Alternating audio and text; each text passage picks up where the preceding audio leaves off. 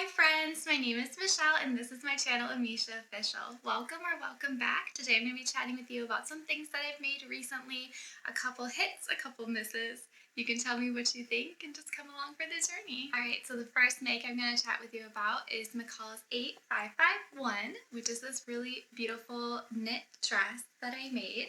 You might be looking at that collar and thinking, that doesn't match the pattern. It does not.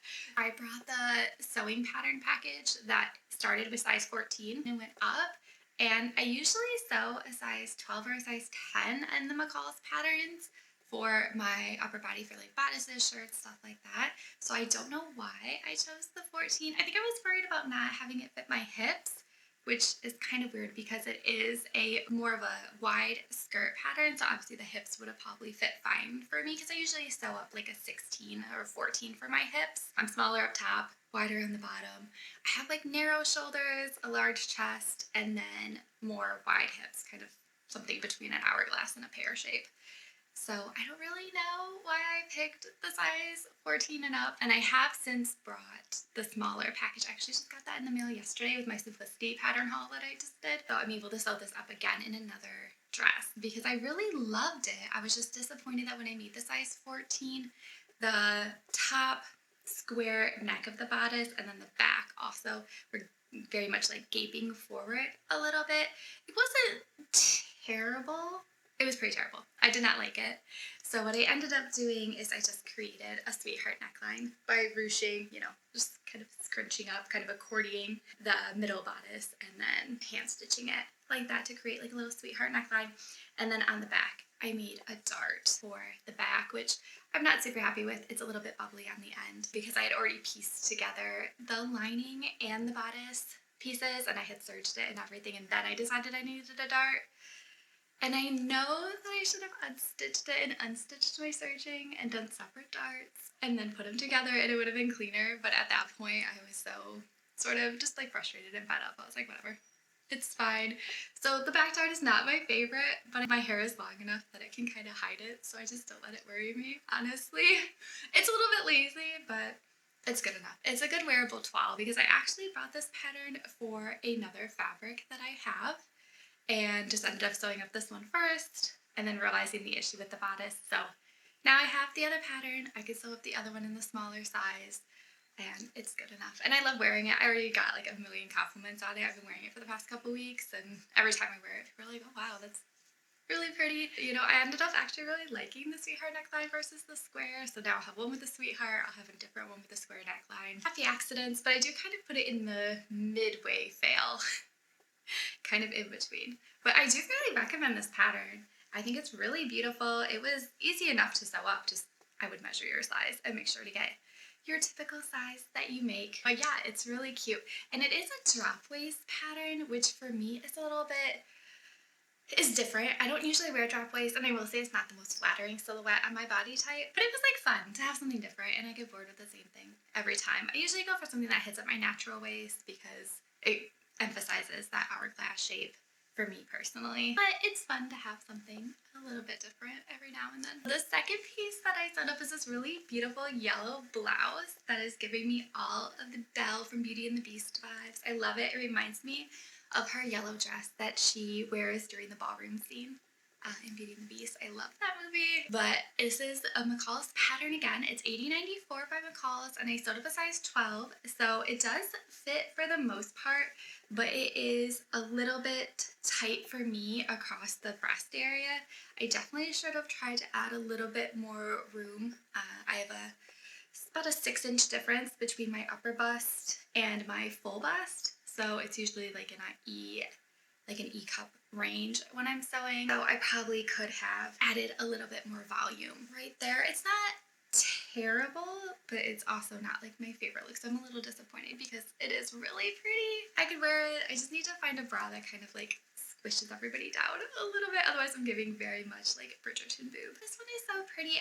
It's the first time I believe that I've ever done the button loop style buttons. They were really fun. I enjoyed that. It's a little bit different than your normal just like buttonhole, something cute. It looks very elegant and a little bit more old-fashioned, which I think looks really beautiful. Definitely one of my favorites, but yeah, slightly a fail with the tightness across the chest, so Bummer. I'm just like, everything's almost turning out, but I have only been sewing a little bit less than a year, like sewing apparel. It's fun to like try out new techniques and working through like fitting and stuff. I am working on making my own pattern block this week. Mickey, get off my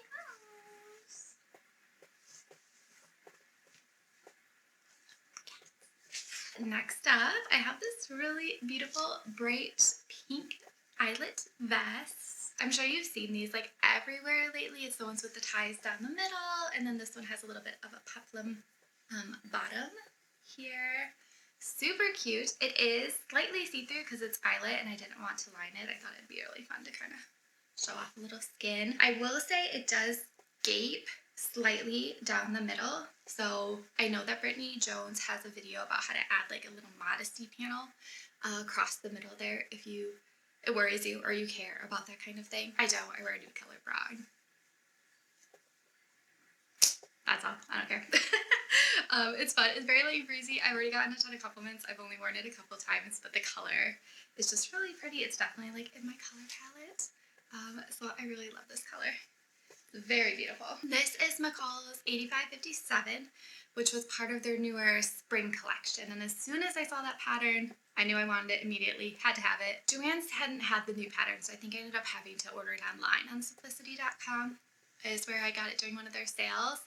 And then I immediately made it up. I love it. I made this one in a size 12, which is like my normal size. The view A, so the sleeveless option. And it's just super cute, and I loved it. Turning all the ties was like slightly time consuming, but not the end of the world. Just, I sat down with a loop turner and a chopstick in 10-15 minutes to get them all turned around. The only thing I don't love about it is that it definitely, because of the peplum, definitely adds a lot of volume to my waist, which for me can make me look very straight up and down, very rectangular, and I usually prefer looking a little bit more hourglass shape, but it's not the end of the world, but I probably wouldn't make another one like that. If I want to do something else with ties, I'd probably do something that had like princess seam, keep the waist definition that I usually really enjoy. Oh, and because it was see-through, I definitely skipped the interfacing. I could have just like self-interfaced and done like a third piece of the eyelet in between, or like a lining fabric or something. I didn't think it was necessary. The eyelet cotton is stiffer, so it kept everything fine for me. I didn't think it really needed an interfacing, but if you're using gauzy fabric or you're worried about the ties like pulling through or something like that, or you want more stiffness in the collar and the band, then I would go with the interfacing. This next one was my number 4 make of my Make 9 2025, but this one is awesome. I'm gonna call it a miss. It was a little bit of a miss. It didn't turn out quite how I wanted it to. I do like it. I'm definitely going to wear it, and it is cute, but it definitely didn't turn out exactly how I thought, although I did anticipate that it would not turn out that well. Okay, let me explain.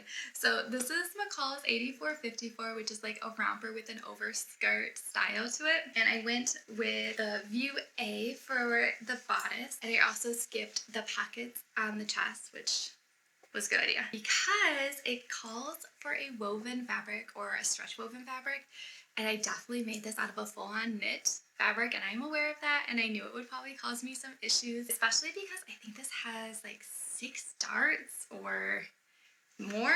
I think there are 8 darts on this. There are a lot of darts when you're making this, and I don't usually love darts on knits. My pocket, on the other hand, is like trying to get nice square pockets with knits, especially one that this one's like ended up being pretty stretchy, so I did feel like it ended up a little bit wobbly and not as like super clean as it could be. But the number one thing that I messed up, that I disliked about it, is that when I initially did it, I must have stretched out the collar, and it was just so warped and like wobbly through the collar, even though I understitched it and everything.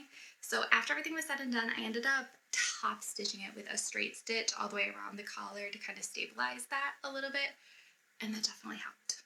It's still not perfect, but when you're wearing it, it has enough ease and bend that I think it looks fine. And then I also ended up adding 2 additional snaps that weren't in the pattern. There's one hook and eye about here, and the pattern did call for that. But I also added a snap here, which is right where my bra gore is. So I added a snap there and then a snap further down on the waist where the zipper comes in. I just added that to kind of prevent the gaping that I saw going on between the waistband and this snap. So, and then it has a little D-hook and swivel hook here. And then it has a pleated skirt. A little bit of that. With the knits, the pleats don't come out super nice and crisp. So this one I'm definitely classifying as I guess a fail or like a miss. It's not an absolute like horror show. I would definitely wear it out and about. It just has a couple pieces that I know as a sewist frustrate me and annoy me and will kind of have me being like, oh my gosh, I hope no one looks at this too closely. There's a couple pieces that were, a little bit more wobbly. Like I said, the wobbliness in the collar irritated me. I must have stretched out the collar when I was sewing it, entirely possible. And the top stitching helped, but it's still about, 10% off.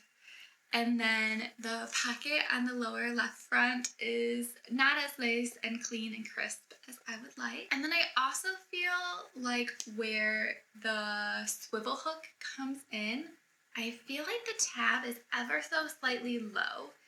I haven't confirmed it or anything, but to me it feels like it's maybe a 1/4 inch to a 1/2 inch lower than it should be, just the way it kind of like sits. I don't know. It could also be my body measurements and like how I'm filling out the shorts and everything could be like moving the other side of the tab, stuff like that. So I kind of wish it was something that you could like try on, then do the tab to like see where it fits. But the order of construction is just different. It's not really an option to do it that way as far as I remember. Just something to keep in mind. And I did think that the pattern was fairly straightforward. It was just a little bit time consuming with like putting in darts and putting all the pieces together. The only part where I got confused really was with the zipper, is how they have you sort of like finish it off. I felt like it got a little muddled and confusing in that section.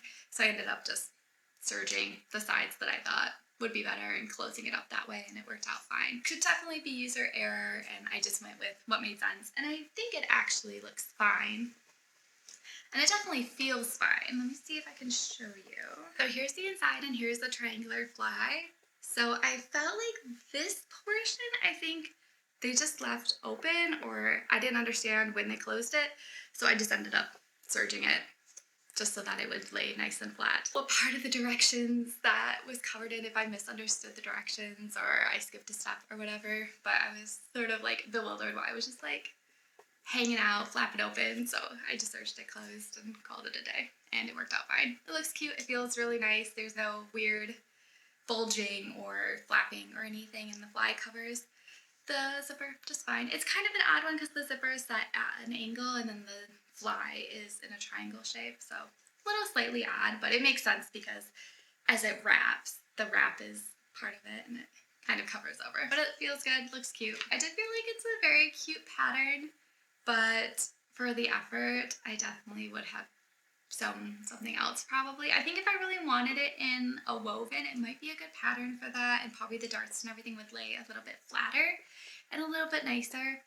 But for me, making out of a stretch knit, I should have just chosen a different pattern. I don't know why I was stuck on that one. I really just like the look of it, and it is really cute and fun, but definitely not a pattern I would make again. I just do something simpler. For the last one, I just want to chat about, this is a simple t-shirt from McCall's 8160. It's just a really simple drop shoulder t-shirt. I just wanted to try out a pattern. I'm kind of like sewing up all of my t-shirt patterns to see which ones are my favorite, so I can just have a little arsenal of t-shirts. So usually what I wear during the summer is a t-shirt and shorts. I just wanted to sew up a couple, try out different ones. This one has a faced neckline instead of a neckband, so I was like, okay, I'll try that. It's fine. I think I prefer neckbands. I find them a little bit easier and a little bit cleaner to insert. And then I also wanted to try flat locking on my serger in a slightly contrasting color. It's not intentionally contrasting, it was just the closest orange that I had to this color. It's not a super common color for me to wear, so that was the closest I had, and I thought it just looked cute and fun and something a little bit different. So I enjoyed playing with the flat locking. It was a little bit different, a new technique to learn. My only complaint is because I flat locked before I stitched it together, right? You flat lock first and then you stitch the sides and everything. It's a little bit hard to gauge the length on the shirt before you do that, so I kind of was just like, okay, this is the length it'll be. But it does fit really nice. It's nice and loose and drop shoulder, and just really casual, and it looks really cute with the skirt that I have. So that was all the ones that I had to chat about this week. Let me know which one was your favorite in the comments below, or if you have any suggestions. Next week I'm going to be sewing up these beautiful pieces. I have a pair of pants and a shirt that I want to get done, as well as another t-shirt and shorts and some other stuff. We'll see how much I get done in the next couple of weeks. But yeah, that's what I'm looking forward to. So thanks for coming along, and I hope you have a beautiful day. Bye now.